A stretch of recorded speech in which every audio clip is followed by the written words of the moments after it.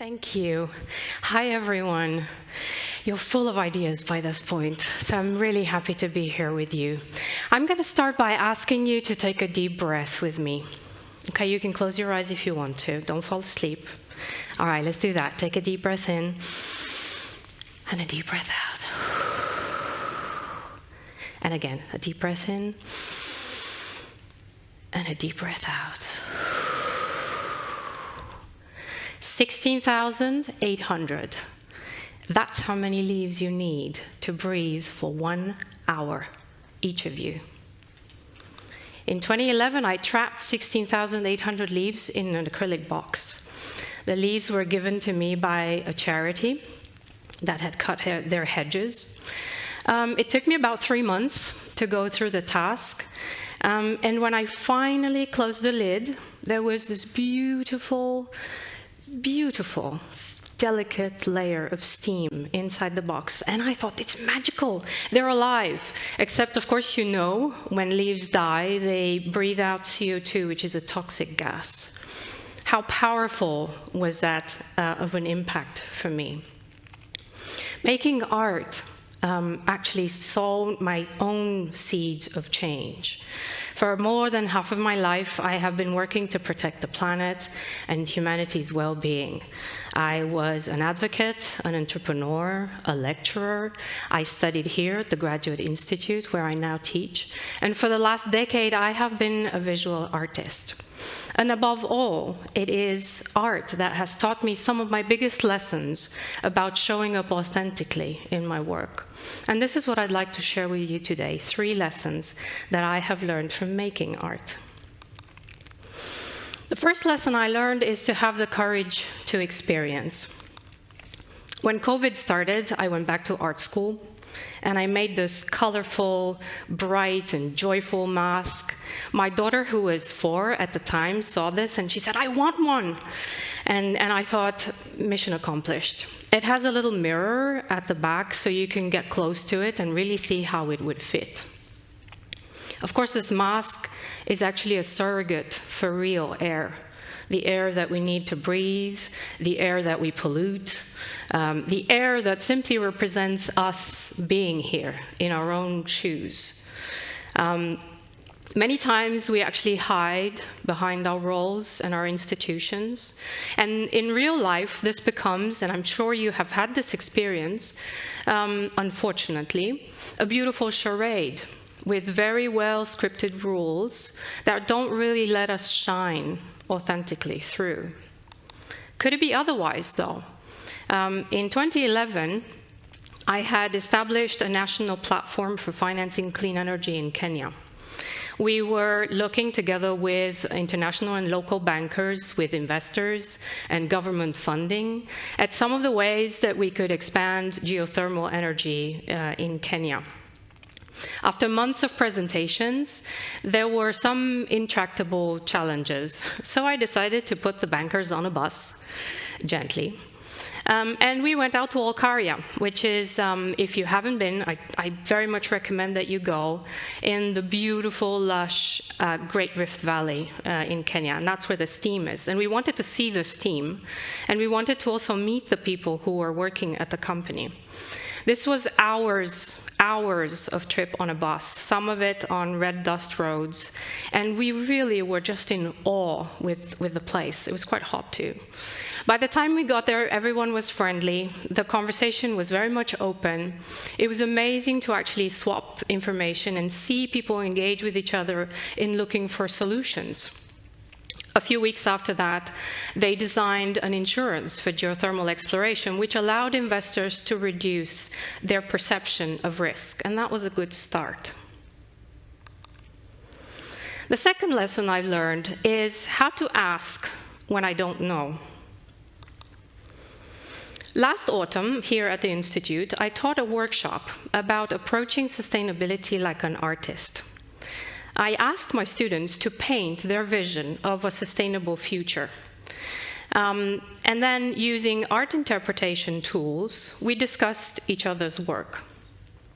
Raise your hand if in this picture you see a polluted present and a sustainable future.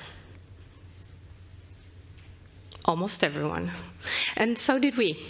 Except when we asked the student to explain what was his intention, he told us that this painting represents our life journey. And you can see the path in the middle. And in our life journey, at every moment, we have in us a part that is looking for modernity, for consumption, for going forward and faster. And there's a part of us that actually always wants to cool down, to engage with nature, to protect it, and so on. And we have to live with this story. And so it happens that many times we actually don't know the context of the people that we're trying to impact.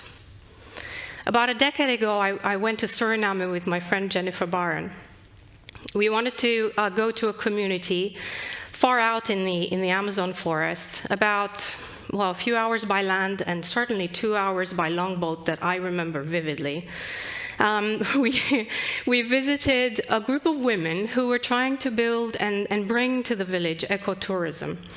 There were in the forest, I can't even describe, beautiful ara birds, monkeys, gorgeous trees, vegetation. There were snakes that a lot of students were coming to study, and I have to acknowledge they were part of the reason some people went there. Tarantulas, and many other things that I had certainly never seen. Beautiful, beautiful place. And the women told us that they had been invited to the capital city, which, as I told you, was a big effort, to an expert workshop on REDD, which stands for Reduced Emissions from Degradation Linked to Deforestation, a mouthful. I was a student and scholar and practitioner of climate change, so I was really excited to hear that. And I said, so how did it go? So the women said, well, they didn't know anything about our forest, and they left it there. You see, these women and their families had lived on that land all of their life. They were disconnected from the centers that were making decisions, but they knew they had an asset in their surroundings. They didn't understand what the experts said, and they didn't think the experts actually understood them. How many times do we operate on the basis of assumptions? If we could only ask. The third lesson I learned is to embrace childlike wonder. And I confess, I work on that every day. I recently heard Maria Popova, who's the founder of Universe in Verse, talk about how wonder is actually an endangered human faculty because we risk its extinction by the time we become adults. When I started working with leaves, I asked people to tell me how could I keep a leaf alive. And I promised I would do everything they would say. So some of the suggestions I got were really surprising. They said, dip it in glue, hide it in papier-mâché, leave a trace in ink and ceramic, and all sorts of things. Somebody even suggested plastination. Does anyone know what plastination is? You probably don't. I didn't either. It is a process by which you can maintain body parts. You extract water and fat from body parts, and then instead you put in plastic to keep it alive, so to keep it in shape, so that you can use it for anatomy education, right? Nobody said, leave it on the tree. Now, I have seen these leaves transform and die in my studio, and that has changed me. So I think in conclusion, I want to leave you with these three thoughts. If you want to truly understand what you're working towards, immerse yourself in the experience. Then acknowledge you don't know and ask the people who are closest to the knowledge. And finally, expose yourself to experiences that will bring out the most authentic of you. Bring in your heart, not just your training. We need to change the way we deal with global challenges.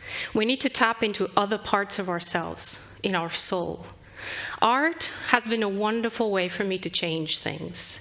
And I believe everyone can make art. And art can give everyone access to this experience. Thank you.